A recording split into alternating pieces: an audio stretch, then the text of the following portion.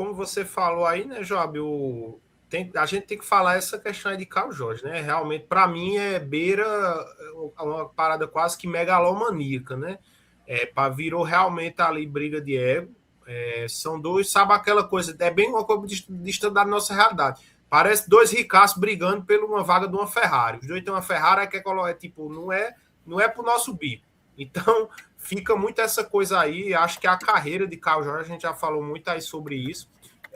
Não justifica, mas assim, entra um pouco do que está o mercado hoje, né? Realmente aí essa questão da posição, tem a carência da posição, e aí você tendo um dono de SAF de um lado e você tendo o clube mais rico do Brasil de outro, o preço, o valor, a discussão vai lá para cima. Algumas pessoas apontam que tem até de certa forma eu não vou dizer um desgaste, porque são dois clubes que não têm relação mal, né? A torcida no geral tem muito respeito pela torcida cruzeirense, o cruzeirense tem muito respeito pelo Flamengo, até porque o atrito maior ali é com o Atlético Mineiro, né? Mas teve ali um certo desgaste na negociação com Matheus Gonçalves, que o Cruzeiro estava quase tudo pronto, e aí o Flamengo colocou algumas condições que o Cruzeiro não atendeu, e aí o Flamengo, essa negociação não foi para frente. Teve ali a questão de Matheus Cunha, que o Cruzeiro queria uma liberação imediata, o Flamengo dificultou, não liberou o jogador, e fez certo. O Flamengo até hoje não tem um goleiro reserva, ia liberar Matheus Cunha para o Cruzeiro na janela anterior. Então, não fazia sentido. Para mim, eu estou de pleno acordo. O meu preferido é Marcos Leonardo. É um cara que cheira a gol. Ele é o cara que cheira a gol, é um cara novo também, que atende essa questão de idade e rejuvenescimento do elenco do Flamengo. É um cara que já foi mais testado, como você até falou hoje, né? É um cara que tem, sei lá, mais de 3 tempos, pelo menos 20 gols, 15 gols por temporada ele entrega. Então, assim, Marcos Leonardo, para mim, era o nome da vez. Minha questão com o Marcos Leonardo era só a questão do preço também. Porque eu confesso que eu ainda não acredito 100% nessa informação de que por 20 milhões, 25, o Al Hilal negocia, porque o Al Hilal ele pagou em Marcos Leonardo há pouco tempo aí, perto de 40 milhões, e assim, é um cara que é titular, é um cara que ele não vai ter a mídia ainda de um Davi Nunes, que a gente sabe que para o mercado árabe isso influencia. Por mais que Marcos Leonardo entregue gol, chega lá o cara, o dono do Al Hilal, e traz, sei lá, um Lukaku, vai chamar muito mais atenção para o mercado árabe do que o cara que é o Marcos Leonardo. Mesmo que o Lukaku hoje talvez não entregue a quantidade de gol que o Marcos Leonardo entrega, mas é a questão. Marcos Leonardo tem na carreira, cara, 3 temporadas com mais de 20 gols. Ele tem 22 anos. Exatamente, entendeu? É um cara muito jovem, né? O preço dele faz sentido aí. E esse ano ele vai fazer mais de 20 de novo, porque ele já tem 12 e 19 partidas. E a temporada lá está no meio, entendeu? Então ele vai fazer mais de 20 gols no ano. E você viu lá Caio Jorge, eu mostrei aqui também, que Caio Jorge tem uma temporada com mais de 20 gols. É a primeira temporada que Caio Jorge faz mais de 10 gols na carreira, entendeu? Então, assim, irmão, a gente precisa, para mim, centroavante tem que fazer gol. Eu sei que tem a questão tática que o Felipe fala, tem que buscar o cara mais móvel, tem que ser diferente do Pedro. Mas, assim, 30 milhões é grana, mano. E aí, Fábio, o que você acha aí? Não, eu tô com vocês aí. Eu acho que o melhor nome seria o Marcos Leonardo. Também não acredito que ele vinha tão barato. Mas por uns 30, 35, acho que dá para esticar. Eu acho um investimento muito alto. Mas é um cara novo que ainda pode dar retorno, tanto financeiro quanto esportivo. Né? Já pensou o Marcos Leonardo batendo aqui 2 anos seguidos, o campeão de Libertadores brasileiro? Dá para vender ele tranquilamente. Porque a tendência do mercado é só aumentar, né? Os valores. Sim. E ele ainda novo, e pode pegar uma Copa do Mundo aí, quem sabe. Né? Essa agora não, mas um próximo ciclo aí ele está envolvido. Pode jogar a Copa do Mundo de clubes também. Ser uma boa vitrine. Depois ele já tem entregado muito pra gente. Então eu acho que é um jogador que se paga, sabe? Então acho que seria um investimento que pro Flamengo vale a pena. Agora, sobre isso, a questão de investimento do Flamengo, eu acho que o Flamengo deveria pensar, agir de uma outra forma no mercado. É um pouco difícil, né? Que a gente quer competir lá, a gente está falando até de competir com um estrangeiro, com um europeu. Mas eu acho que o Flamengo tem que dar um passo atrás e ser o grande centro para captar bons jogadores antes dele estourar. Por exemplo, se você conseguir atrair um Almada lá da Argentina antes dele ir para a MLS, né? E da MLS ele queria ir para a Europa. Você conseguiu um Luis Soares quando ele estava ainda jogando na Colômbia. Você conseguiu um Cúcio Hernandes ainda antes dele sair.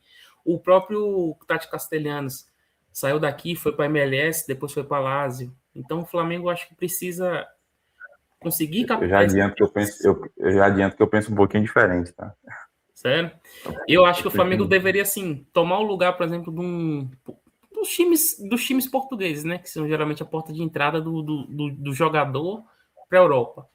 Eu acho que a tendência com o tempo é o Flamengo conseguir isso, né? Eu acho que aí, pegaria esse jogador com um valor baixo, antes dele estourar mesmo, conseguir fazer uma boa venda e investir em jogador dessa faixa de idade aí, 25, 26 anos, mais pronto. Mas você vai pegar aquele jogador de 19, de 20 e... Cara, assim, eu acho válido você apostar em alguns jogadores desse perfil para compor elenco, para você ter ali na base, enfim, eu acho válido, tá? Só que assim, o Flamengo, a instituição, o Fábio travou ou foi aqui? Foi ele que travou lá, né? Foi ele. Foi, deu uma travadinha. Não, beleza, então vamos continuar aqui, daqui a pouco ele retorna. Então, assim, deixa eu só ver aqui, Fábio, se qualquer coisa eu corto aqui na edição. Ele mandou mensagem aqui. Ah, sim, foi. Disse que caiu mesmo.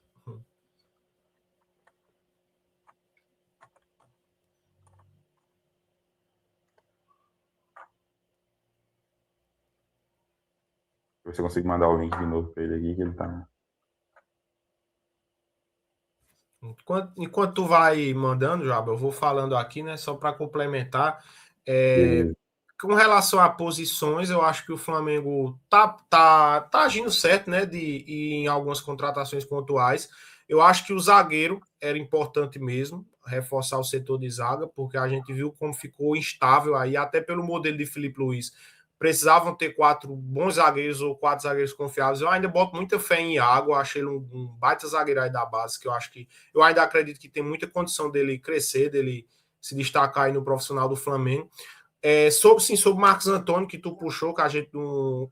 Como a gente sempre acaba indo muito para o centroavante, tu não abordou.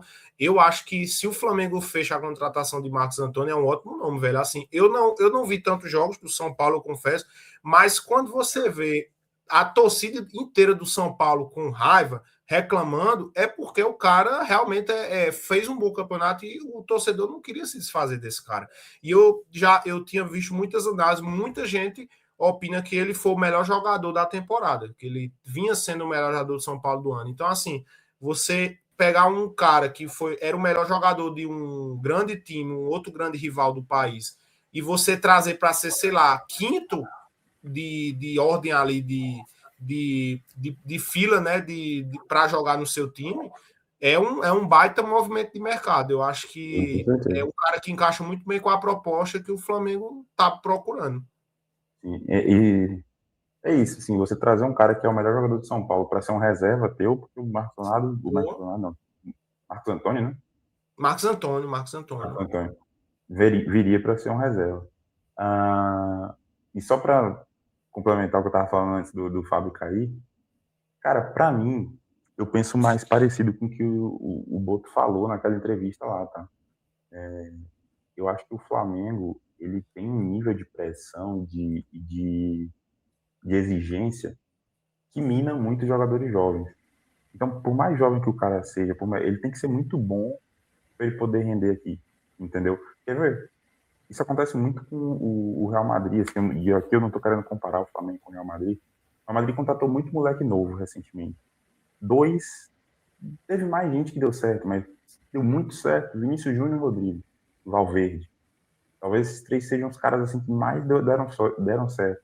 Camavinga, beleza. O Tchouaméni tá mais ou menos. O Bellingham veio muito novo, mas o Bellingham veio do Borussia, já veio, sabe, já era um cara testado, né? Já era um cara provado. Mas, por exemplo, Renier nem jogou. Hendrick nem jogou. Como é o nome Se dele? tu for lá atrás, Odegar quando vai, nem. Odegaard, Mastantuono, que tá tendo muita dificuldade para jogar. Tem um outro moleque lá, cara, que é turco, eu esqueci o nome dele agora, que também Arda tá tendo Güler. dificuldade para jogar essa temporada. Arda Güler. Arda Güler. Muito bom, tá? Todos os jogadores muito bons. Só que a pressão por resultado é muito grande, então não dá para esses caras se desenvolverem. Aqui no Flamengo é igual. Por exemplo, eu não consigo ver nenhum moleque, nenhum cara ali de 20 e poucos anos fazer o que o Jorginho fez. O Flamengo fez esse ano, muito do que o Flamengo fez, foi pelo Jorginho, cara. Entendeu? Então eu não consigo ver um moleque fazer o que o Jorginho fez. Eu não consigo, por exemplo, um meio-campista moleque fazer o que o Arrascaeta pegava, botava a bola embaixo do braço e decidia o jogo sozinho, igual ele fez em alguns momentos, entendeu? Assim, eu não tô dizendo que o Flamengo não deva contratar jovens. Sempre tem que contratar